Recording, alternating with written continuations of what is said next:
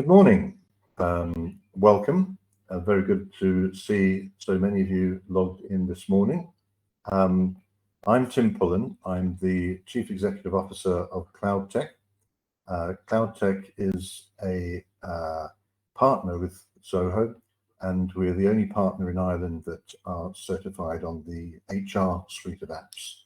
So that's Shifts, People, Recruit, etc. What we're going to demonstrate this morning, and it's going to be a live webinar, so a real demonstration, is the Zoho Shifts application. Now, Zoho Shifts application is a standalone application, so it's not integrated with any of the other applications in the Zoho suite, and it is purely aimed at scheduling permanent staff, contract staff, all sorts of different staff, but basically managing shift rotas. So that's what we're going to look at this morning. However, before we start, just a couple of bits and pieces. If you do have any questions, if you can put them in the QA menu on the left-hand side. What you'll see is at the top, there's a QA, and if you click on that, you can post a question. Now, what we're going to do is answer them at the end. So if you do put any in there, I probably won't answer them straight away, but we'll pick them up at the end of the presentation. Okay. At the end of the presentation, also, you'll be redirected to our website, so you can look at the other HR apps as well. You can also contact us if you want further demonstrations as well. So without further ado, I'll head into the actual presentation itself now. So first of all, if you're not familiar with Zoho, what I'd like to do is just very quickly highlight the importance of security and GDPR with Zoho. Now, there's a web page here called Trust, so it's zoho.com/trust, as you can see in the URL, and it's got all the details about the product security and GDPR. So you can click down into any of these, and there's various different white papers. So Zoho has, I think, about 17 or 18 data centers around the world. Inside the EU, they have 2 data centers, one in Amsterdam and one in Dublin. So when you decide to license any of the applications through us, then we'll ensure that the data centers are EU data centers and that they are fully compliant with the GDPR policies. Also available are support. So there's a very good knowledge base, as you can see there. I've just clicked over to the Shifts knowledge base, and there's also very good YouTube videos as well. So in addition to help and support from ourselves, there's online help and support from Zoho, as well as communities, etc. So there's extensive materials available should you get stuck, if you do decide to go ahead with the product. What I'm going to do before I leap into the demonstration itself is just very quickly show you the pricing as well. Shifts, as you can see here, here's the splash page. And if I go to the pricing, you can see here that there's basically 2 versions of the product. There's a basic one and a standard one. As you can see here, we're currently on the monthly pricing. So as you can see, here's the options there.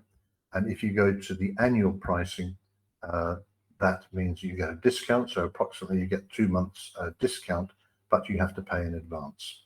There's a minimum cost. So if I go back to the monthly one again, as you can see there, on the basic, you have to have at least 10 users. So you're paying €10 a month there. And then for the standard one, if you go for that, then it's 10 users and again, €20 a month. Okay. Now, there's a lot of details on these pages, and what we can do is we can email them out to you, so you've got the URLs, etc. What I'm going to be demonstrating is the standard version, and this is the one that's got the time recording, payroll exports, etc. So you'll be able to see all that.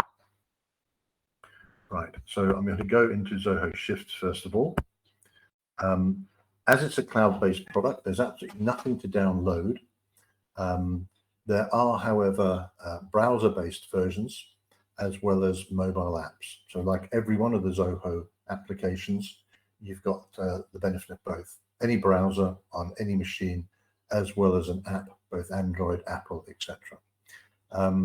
The mobile device apps are tuned for those apps, so it's not just a copy of the browser version shown in a mobile device. It is actually specifically built for the particular device you're using, and that includes menu layouts, buttons, etc. So they fit very properly within the confines of a mobile device. I've got the mobile device open in front of me, but obviously this is a webinar, I can't really show you it, but I might refer to it as we go through. So here we are in our demo system. We have 2 users active, and I'll come along in a moment to show you more of those screens. The 2 users, as you can see, we have a user, which is me, called John Manager.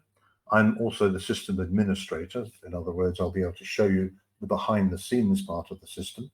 And then we have Jane Shift, who's a user in the system. Okay, so I have one browser looking at the manager's version. If I go down here, open up another browser, as you can see here, I'm logged in as Jane. Right, so Jane Shifts, and I can see her dashboard, etc., and what's happening there. So that will give us the 2 views, so you can interact. So we can interact. I can show you what's happening. I go back to the manager view again. So here we are, John Manager. As you can see there, I've clocked in. All right, I can click there and take a break, but I'm not going to. That would be pretty boring, as you guys just watch me for another 15 minutes doing nothing. But I'll just continue working. So as you can see here, I've got an overview of the dashboard, and I can see that we've had a no-show today. The cleaner hasn't turned up, he hasn't clocked in, and I can see that both Jane and myself have clocked in. There's a couple of things I can do here. I've got some approval. So there's somebody's requested some time off. So I just click here.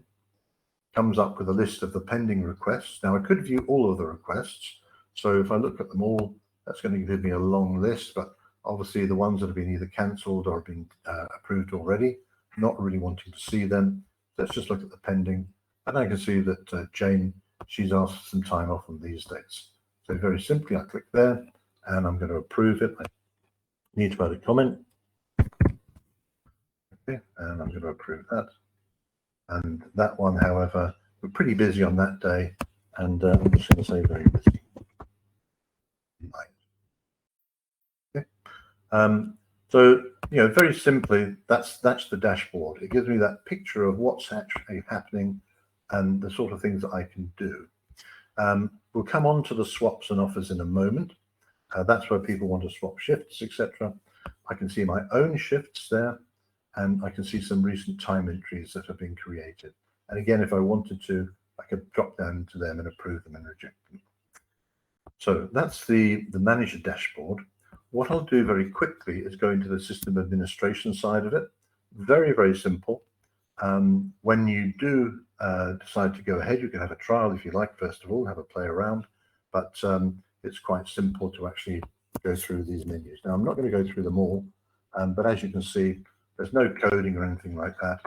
You can create your schedules here, the positions that you've got in the organization. If you've got multi-locations, you can put multiple locations in there. And then in your schedules. So are you going to allow staff to swap shifts? Does it have to be approved by the manager, etc., etc.? So you can see all that stuff going on there. What sort of breaks are you going to allow? Are they going to be paid or unpaid, etc.? How long are they going to be? Who are they going to be applicable to? And then any shift templates. So basically you can create in advance the typical shifts or rotas you actually have. As you can see here, we have one for reception, 9 to 1. We have a reception that's 12:30 to 5:30, cleaner from 4 till 9. So as you can see, you just build them up in advance, and then when you're adding people in the system and defining their rotas, that's what you can do. You can assign them to a template already. Employees are very, very important. Security is a key part of the system. As you can see, you've got an admin type of a role there. That's me. You can also have 2 more roles or additional roles if you want by creating them here. Now, an employee role, obviously critical. All you want them to be able to do is to set their own availability, saying, I'm available on these days. They can add and edit their own timesheets. and they can view other employees who have taken time off.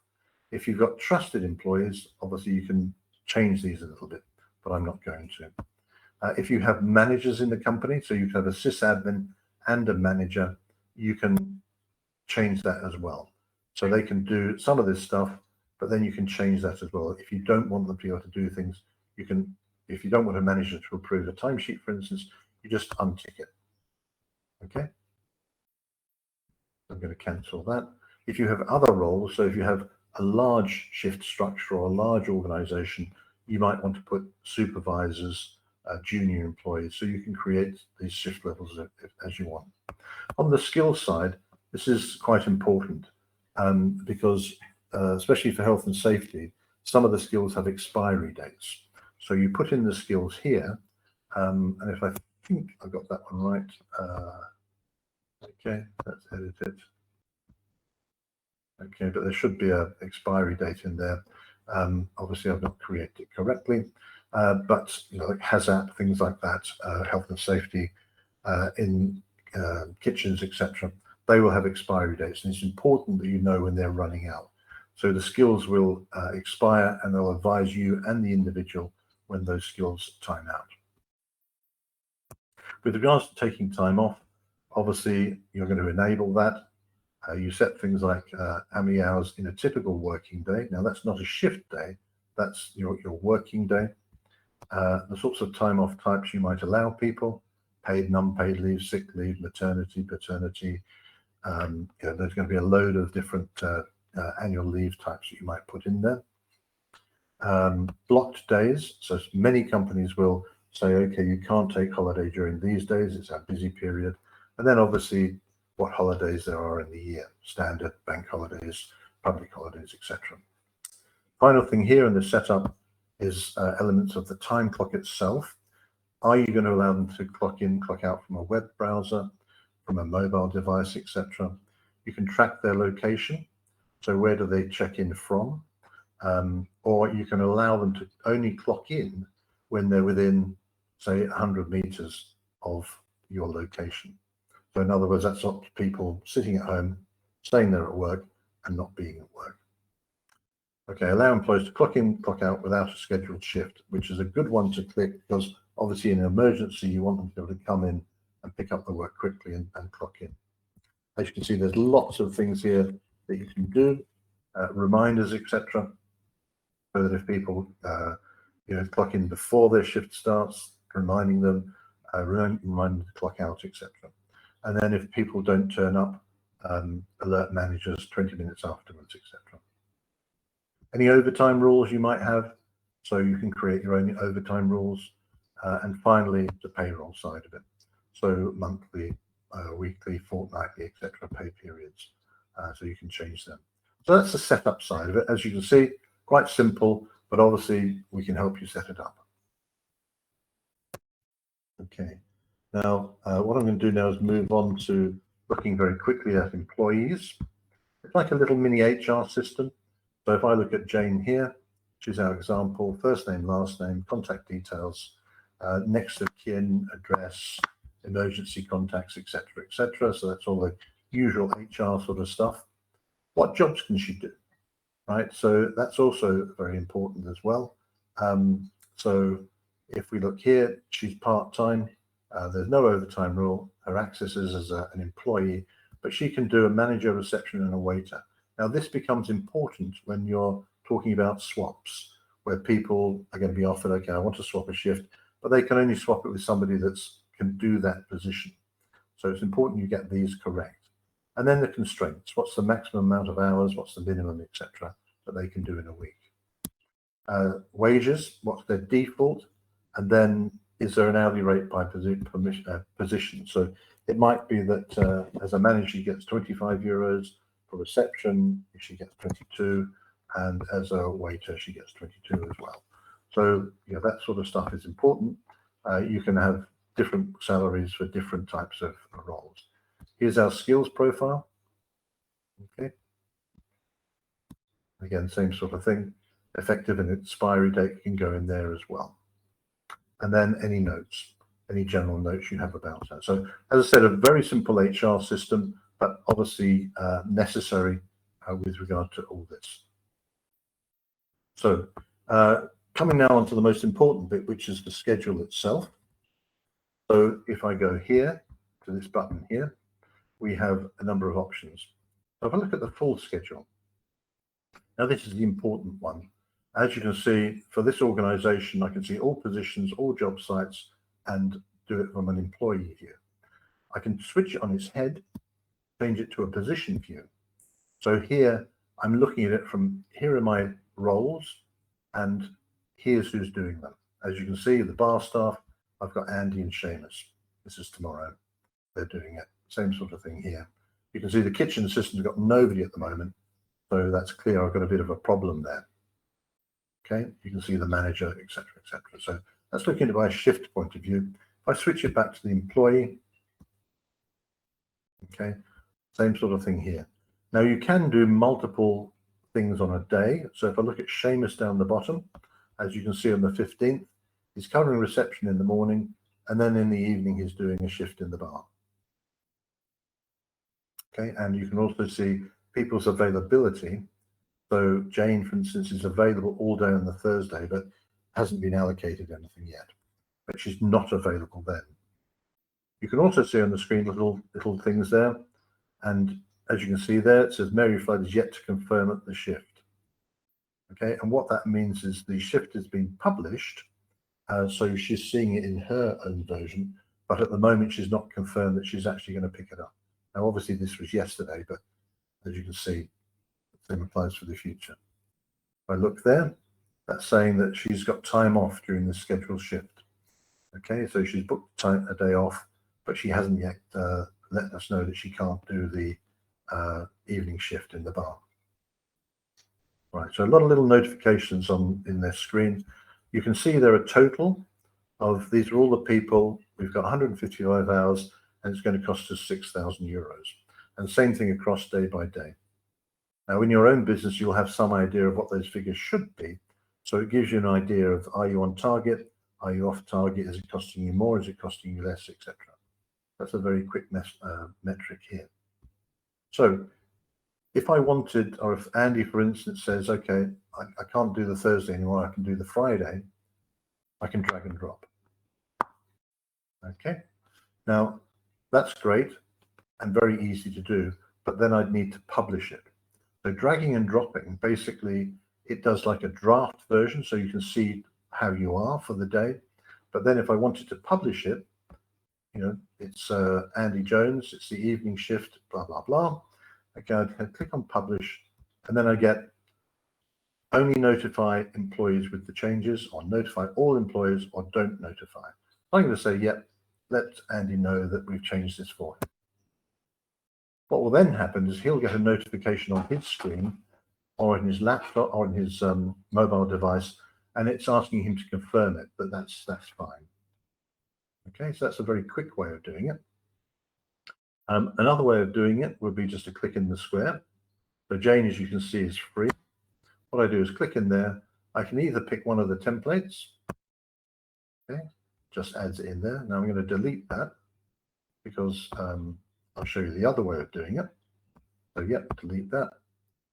That's gone again. I click in again, and this time I'm going to create a custom shift for her. So let's say it's from 12 till 1500. Okay, and it's going to be in the Galway office, and the position is she's going to man reception for us. Now if I wanted it to repeat, I just click on that, and every 1 week she could be doing it the Thursday and the Sunday, and it could be that she's available for the next, you know, whatever. Let's say it finishes, sorry, let's just go down the screen a bit. It finishes at the on the 25th, so that she's available for a couple of weeks. So if I save that shift, again, same sort of thing. As you can see, it's sort of slightly grayed out here, but what I'll do is I'll quickly flip over to back into Jane's schedule, and if I look at her schedule, as you can see, she's still there saying all day. If I go back to the manager and I say publish, Okay, notify employees with changes. I think it's going to go away. And if I leap over to Jane now, and as you can see, it's still staying all day. It will refresh, but I'm going to force a refresh at the moment. And as you can see there, it's now saying that. Now that's in orange, sorry, pink. But now what you can see at the top of the screen is confirmed 2 shifts. So there's been 2 changes, as you can see, for the 15th and the 18th. And what I'm going to do is say, yep, I'm fine with that. Sure, you want to confirm 2 shifts? Confirm. Okay. Now she will also get email reminders, and obviously in the mobile app on her mobile phone, she'll get reminders as well.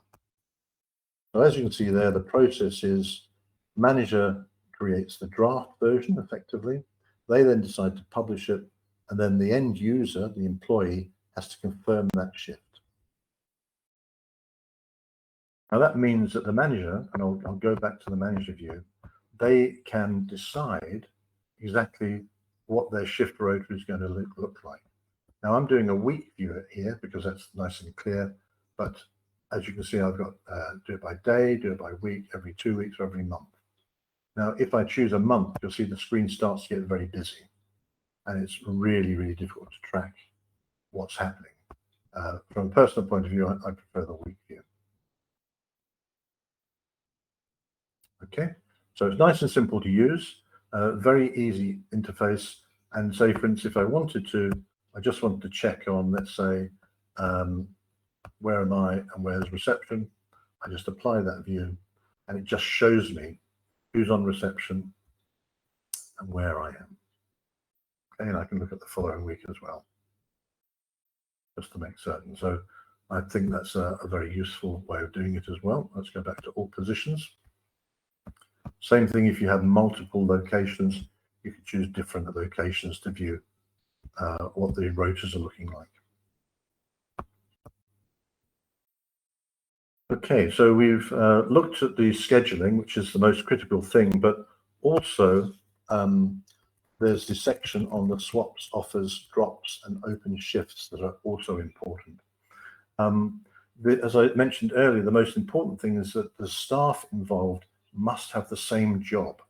So they can have multiple jobs, multiple roles that they're able to do, but they can't swap with somebody that hasn't got the right skills. So that, you know, a manager can only swap with a manager, a receptionist can swap with a receptionist. So that's the important thing to look at there. So what we're going to do, though, to illustrate this, is we're going to go forward, because the manager knows that he's going to be away on the 17th, right? So I'm thinking ahead. I'm the manager. I'm thinking, right, okay, I can't actually do this on the 17th. I'm going to have to swap it. So I click there. Oops, sorry, don't click there. I click on the little plus button. That's not right either. That should allow me to do my swaps. Oh, I know why. Sorry, that's in the schedule. I need to look at my own schedule for that. So here you can see it's just my schedule. And let's go through to October again. So here we are in October, and I just click on that. And what I'm going to do is I'm going to say I want to swap. And straight away it says, okay, what's the reason? I want to book holiday. And it says, okay, select the shift you want to swap. So it says that Jane's free, and good, I can do that. I'm going to swap that shift. So I'm going to swap, and I'm going to do the 8th of October. So I'm going to do Jane's shift, and she's going to do my shift. I'm going to send the request. Okay, as it says there, you are still responsible for this shift until the request is accepted and approved. So I'm going to click OK. Now, here we go on to the 18th. So what I want to do is now offer a shift. So I'm going to put it up, and you know, holiday again. And I'm going to say, okay, I'm going to see if Jane's up for doing this one for me. I send the request there. Same thing. Until it's approved, then you know it's not going to be finalized. And then finally on the 19th, and this is where I'm going to do a drop. I'm just going to say I can't do it. Right.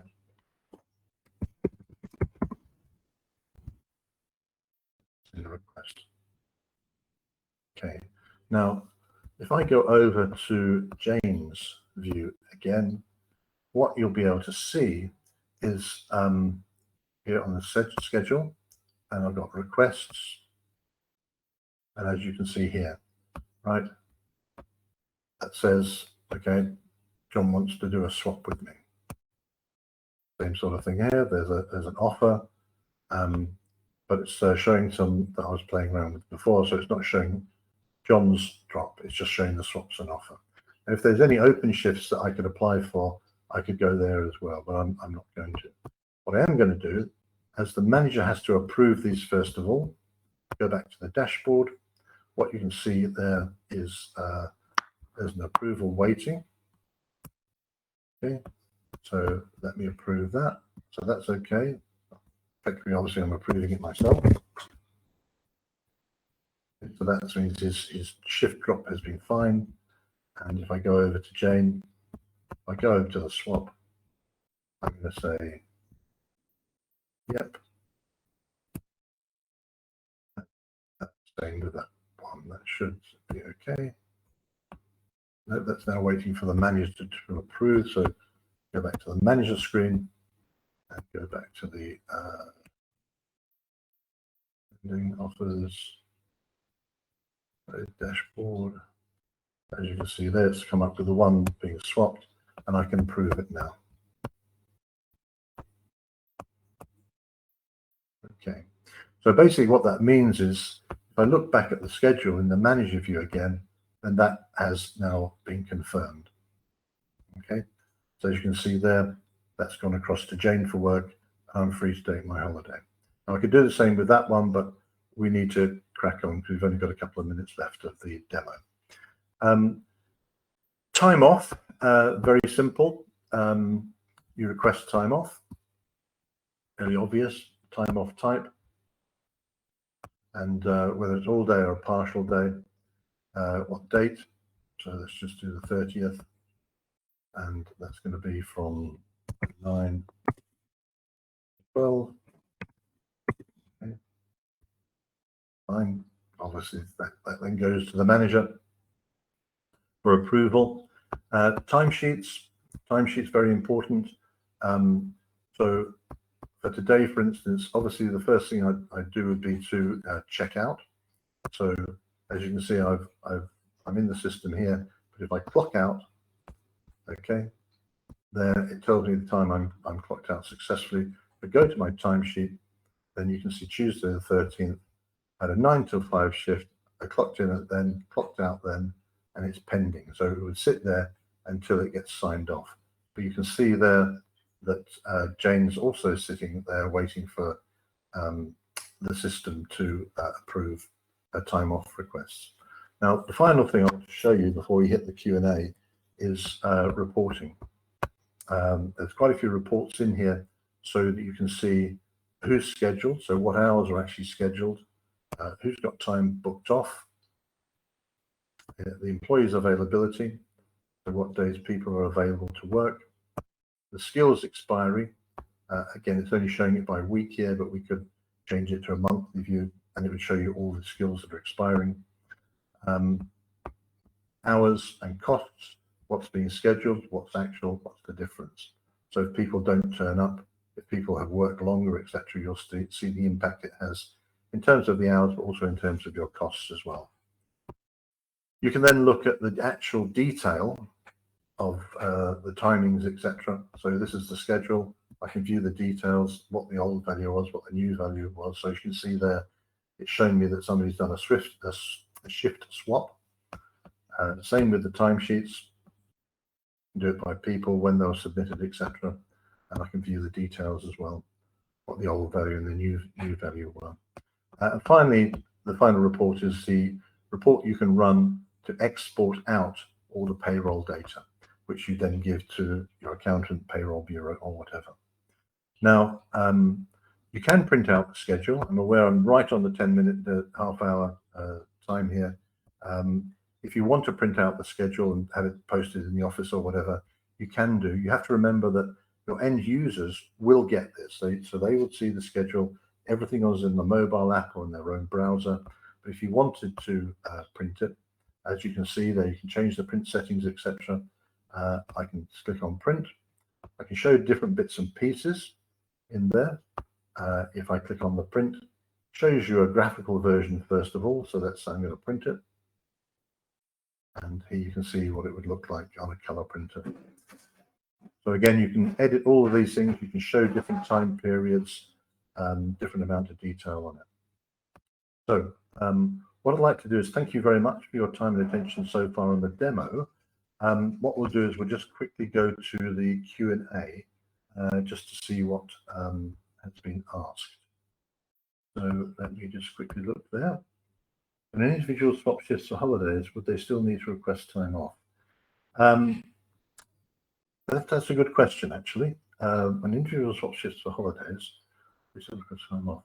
Yes, they still do need to request the time off, but as you saw in the demo, what I did, I said I hadn't booked a holiday, but what I said is I want to take time off for a holiday. Would you swap a shift with me?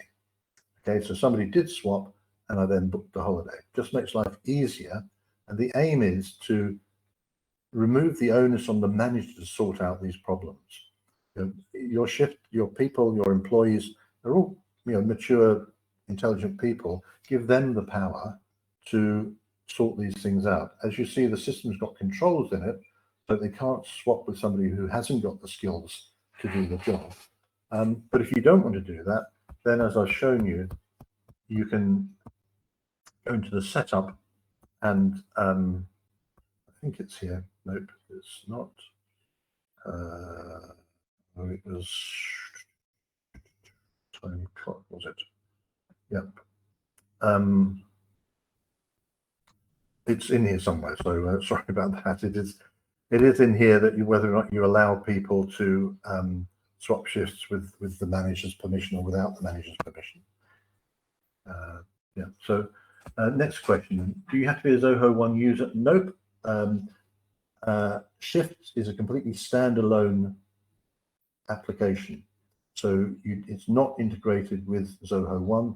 It's not integrated with Zoho People or any other app, so it stands solely by itself. And as you can see, when you purchase it, it's I think it's very reasonably priced. I know we've got people from the GB on the demo, so as you can see, £1.60 per user per month, and as you can see there, £16 a month for the initial 10 users, and then £1.60 thereafter. So you've been incredibly attentive, so thank you very much. Are there any last minute questions?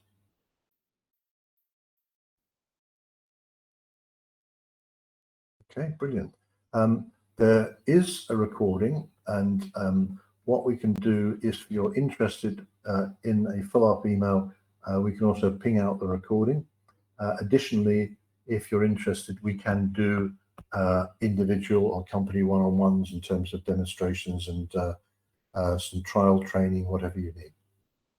So if there's no more questions, then once more, thank you very much for attending. Oops, yes, please, for recording. Okay, absolutely, we'll ping the recording onto you. I won't edit out the mistakes, unfortunately. You're going to get it with the mistakes and all. So thanks very much indeed. Any more questions, or is that completely it? Okay, brilliant. Thanks again, and hopefully we'll talk in the next week or so. Cheers then, bye-bye.